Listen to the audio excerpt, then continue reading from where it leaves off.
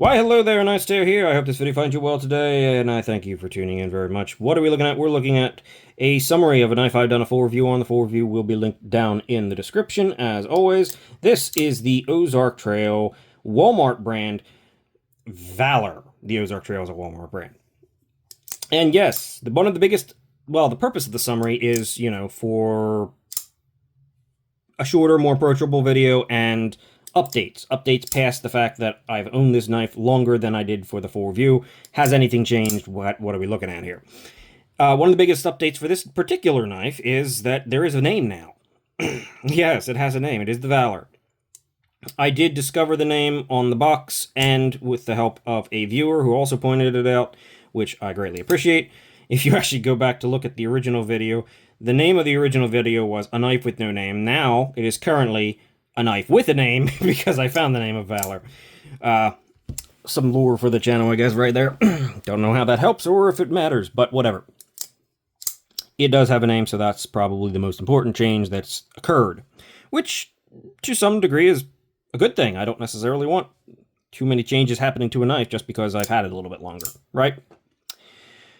So, what are we looking at? 14C28N, aluminum, steel liners, crossbar lock on bearings. Seems pretty standard. There's a ton of it out there, right? What there isn't a ton of it out there is that it's at $20. That's not you're gonna find. I don't know where I'm going with this. My vocabulary and grammar are deteriorating, and I am noticing it. But yeah, $20. Pretty hard to argue with that, especially as it is a functional knife, and that's what you're probably going to hear me come back to and say multiple times during this video.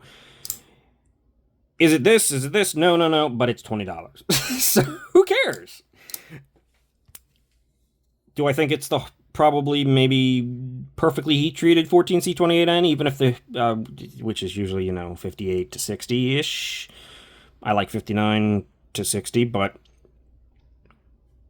probably not. It might be a bit soft. But seeing as its competitors at this price range oftentimes have no-name steel that you can basically dent with your fingernail. I'm looking at you, some of these like Elite Edge and stuff like that. Well, I'm not damaging it, so it's probably already a winner there. Let's be honest. And the biggest thing is geometry. This thing is very thin. And it's very thin behind the edge. It comes down to a very, very thin edge. So purely on geometry alone, it is a cutter, which is great. It doesn't have the most amazing edge. I probably want to put a new edge on it, or I probably should. Don't necessarily want to, because if the steel is soft, it's going to be very apparent, but it is super thin, and it cuts purely on geometry, which, let's be honest, there are a lot of knives that cannot say that. At all price ranges, there are some knives that just say, hey, our geometry is not for slicing. And it's not for going through material super easy. This is. It is not a hard-use knife, however. It is not a tough knife. It is, like I said, very, very thin blade stock. The Tonto blade shape here is actually pretty nice. It's got a long point at the end. The Tonto comes to a very... what is that? Low angle, I guess? Yeah, I guess that would be depending on how you look at it. The tip is accessible, is what I'm trying to say. Both tips are accessible, which is good on a Tonto. You have some jimping up here that actually does a little bit of something. It does actually provide a traction. The sharpening tool and plunge grind is actually good. Ozark Trail logo there. I mean, it's big, but again, it's $20. Who cares?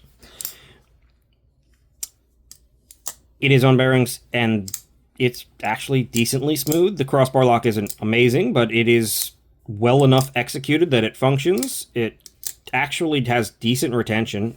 I mean, it's mushy, but it's got decent retention in the fact that it doesn't go anywhere. It doesn't come out. I can't get this knife to pop out, which is pretty good. No real complaints there.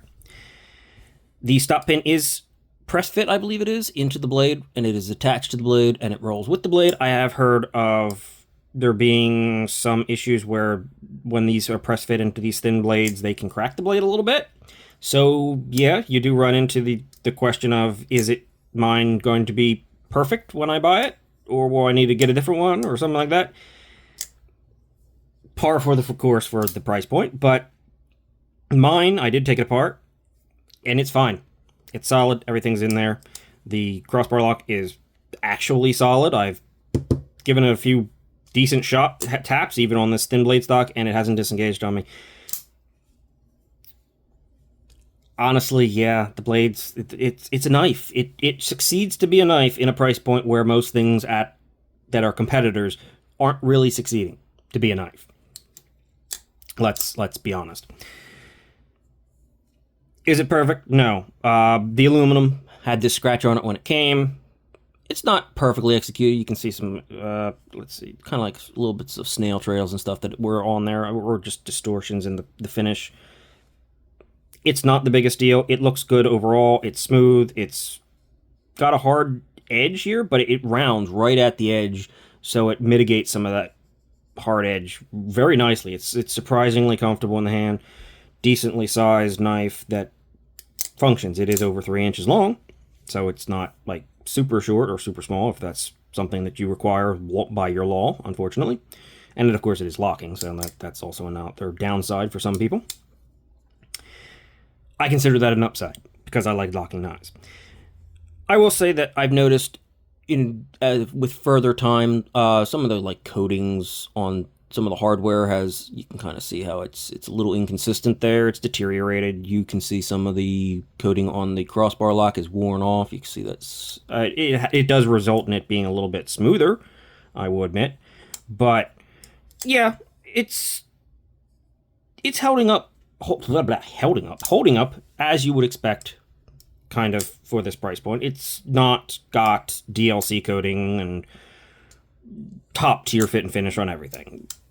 I didn't expect it to, so I'm not really surprised, but it still functions as a knife, and that's kind of important, and that's doing what it's supposed to just fine. Lanyard hole there, and aluminum backspacer, I think, which is actually kind of interesting. A lot of times you don't even see a backspacer at this price point. And again, this pocket clip, I've said this before in the review, this is actually a decent pocket clip. Like, no flat at the end, relatively short, deep carry, flush screws, a decent amount of retention, maybe a little high on the tension, but it works actually really well. And it is reversible, which is great for the ambidextrous nature of a crossbar lock. So everybody can enjoy this. Well, everybody that's got opposable thumbs. Don't try to get a dog to do it, but humans, you'll be fine. So I don't know why I went into that. I don't think the dog needs the knife, but whatever. I went crazy there, which is possible because I'm delirious from a mix of allergies and a crap load of allergy medication. But I digress. This is a perfectly fine knife for the price point. The Valor here by Ozark Trail is a Walmart brand. The link down below that I will stick there is to the Walmart site. I think that's like the only place you can get these things. I don't get anything out of that, but I'll still link it. They also have another one that's in D2 and plastic that is $10. Heard that one can be decent as well. You have a decent shot of actually getting a functional knife. That's kind of what these are. They're just sort of you could probably make it a daily driver, and let's be honest, if something goes wrong, if it deteriorates too quickly or faster than maybe a lot of other knives, oh well, it's $20, buy another one. I think that's kind of the mentality going here. It does what it does. It's not hard use, but it should work just purely on geometry, and the execution is not terrible, which, again, a win at the price point. So, yeah, this is actually still kind of recommendable. Just get one, throw into a toolbox or something like that if you need a backup knife or something, or maybe you were going somewhere and you have an expensive knife that you usually carry and you don't want to risk it. Perfect option for backup kind of things. So, yeah, there's definitely a place for this, and I kind of don't hate it. I don't hate it, and I have, you know, $1,000 knives, so it's doing something right. That'll be all for me. Thank you very much for watching. As usual, there'll be some videos and like a playlist that pops up and a video that pops up at the end here. If you want to click on something else, check something else out, that'd be great too. Either way, have a good day. Okay, it stood up on me. Didn't see that coming, but sure. See ya.